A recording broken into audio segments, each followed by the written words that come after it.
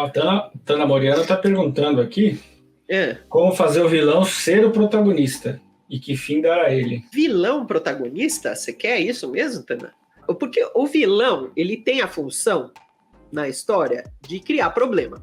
Por determinadas razões. Ele quer uma série de coisas. E é por isso que ele cria problemas.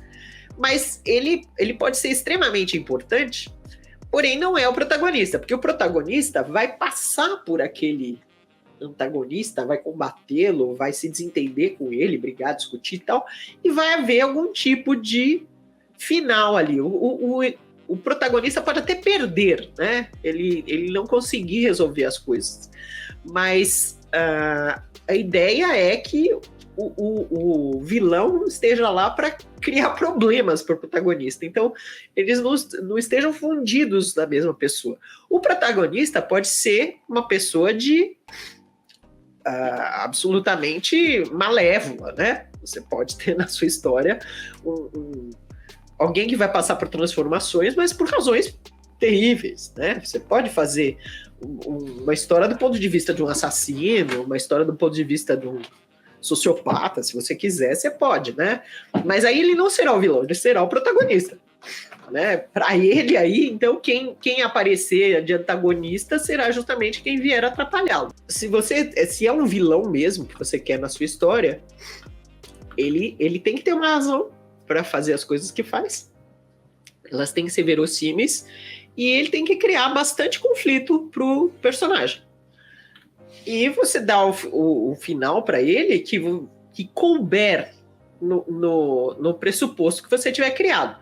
Então, se você tem alguém lá se alguém vai lá no assalto ao banco, né, na fraude que eles vão fazer no banco, o grupinho que vai fazer. Então, quem será o antagonista? Alguém que tá desconfiado que, opa, o que é isso aí? E quer impedir que esse grupo consiga fazer a fraude, consiga o dinheiro, ou então quer investigar para pegá-los.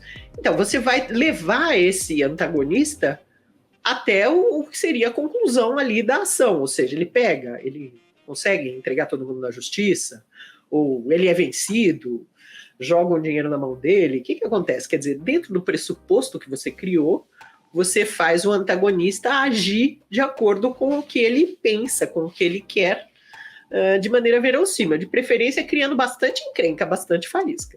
A Natália está falando aqui, ó.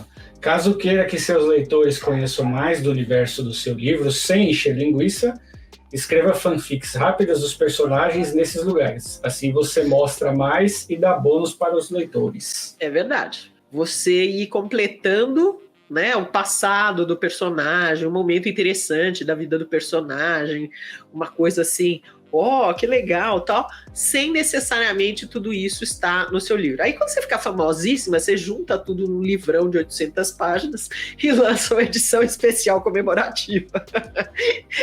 Perfeito. Pode fazer. Aqui, ó, Mundo de Depois, em A Viagem de Chihiro, tem momentos apenas contemplativos. E eu que queria entender como o autor conseguiu manter o ritmo, apesar disso. Você consegue colocar momentos contemplativos, e muitos autores, claro, fazem isso, né? Quando isso tem a ver com esse andar da história. Então, aí está contemplando, mas está contemplando a respeito de algo que importa muito para o personagem. Aparece o tema da história ali, né? Às vezes a história pode ser superficialmente sobre roubo, mas talvez o tema real seja, sei lá, o que causa felicidade, sei lá. Estou inventando aqui, né? Sei lá o que é o que.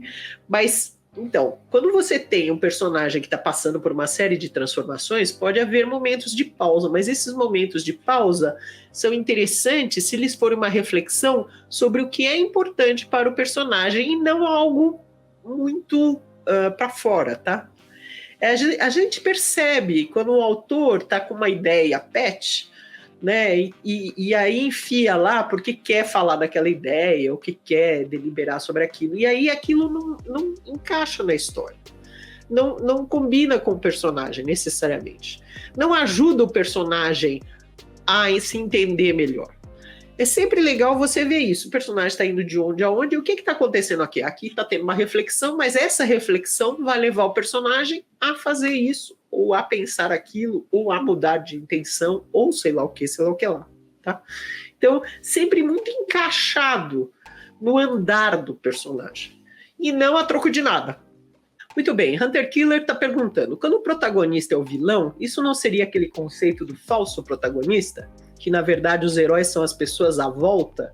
O falso protagonista é outra coisa. Hunter, protagonista é quem meio que é o fio condutor da história, quem vai passando pelas transformações. Essa pessoa pode ser malévola, pode ser média, pode ser heróica, pode ser, sei lá, tem vários perfis, né?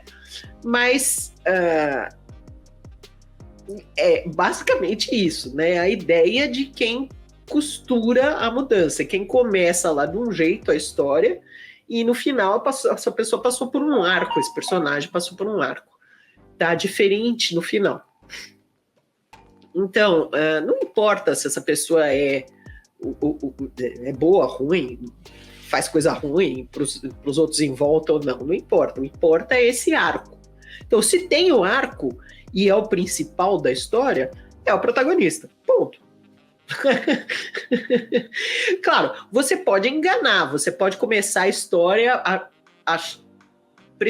dando a entender que o protagonista é um e depois jogar para outro. Pode fazer isso. Então você engana um pouco o leitor, com cuidado para não desapontar, tá? Então você começa com um protagonista falso, no caso, né? Então, e aí de repente aquela pessoa morre, né?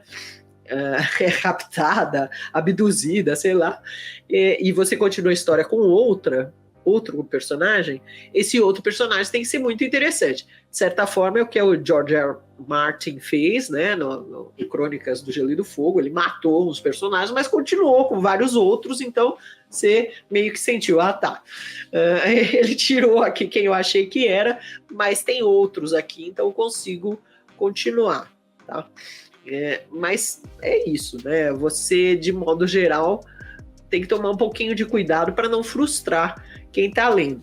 O que, aliás, é uma dica aí minha, tá?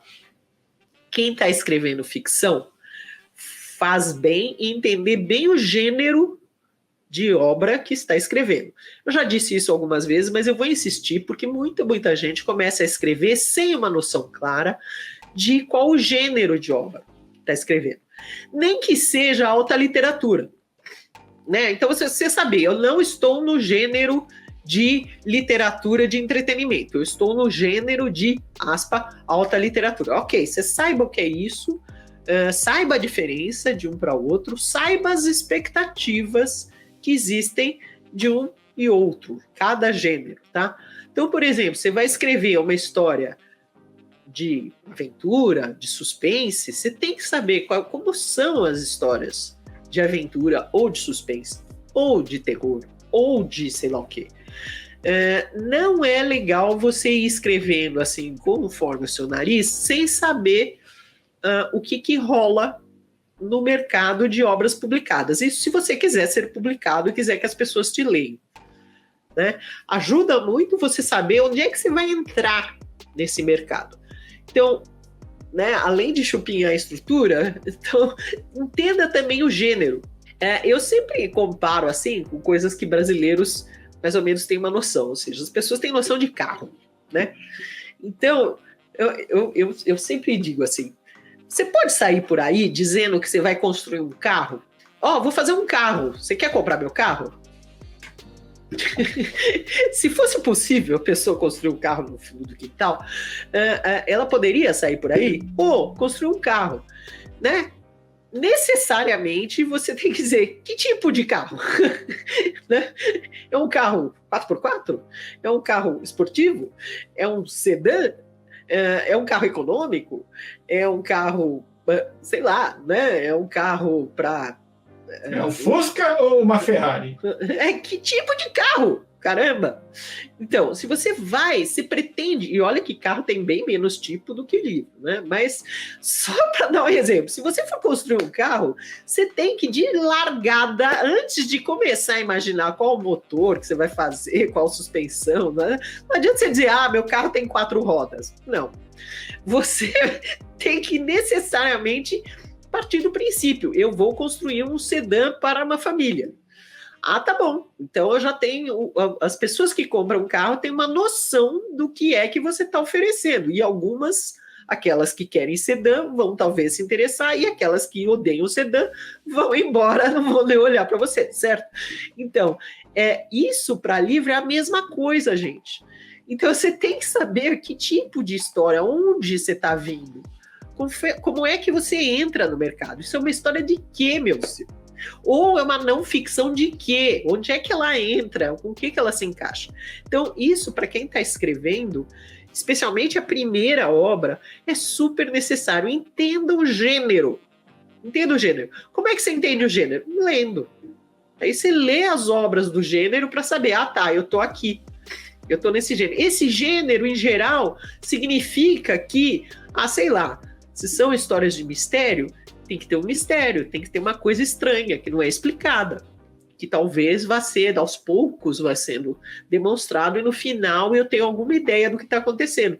É a expectativa do gênero, né? Então eu sei que se eu for escrever uma história de mistério, eu vou ter que seguir isso. Senão, os leitores de mistério não vão gostar da minha história, porque ela vai estar desobedecendo a um gênero. Né? Então eu não posso, por exemplo, dar a impressão que é uma história de mistério e na verdade é um romance hot. Não. Errar muito o alvo, né? Exatamente. Você, né, não vai estar encaixado, tá? Então é super interessante. Como eu acredito que as pessoas são muito criativas, elas são capazes de criar em várias direções. Eu acho que entender o gênero é muito bacana para você criar mais ou menos dentro daquilo lá que já existe, para você ter chance de ser lido. Então isso eu acho assim de uma necessidade extraordinária. Você saber se vai fazer um carro sedã, ou um carro 4x4, ou um carro econômico para uma pessoa, ou um carro elétrico, ou sei lá o que, entendeu? Olá, escritor, aqui é o Sidney Guerra, e eu sou o cara que vai fazer o seu próximo livro. Vou fazer a capa, a diagramação, a revisão, a impressão, vou entregar o livro pronto para você. Para saber mais, dá uma olhada aqui embaixo na descrição desse vídeo.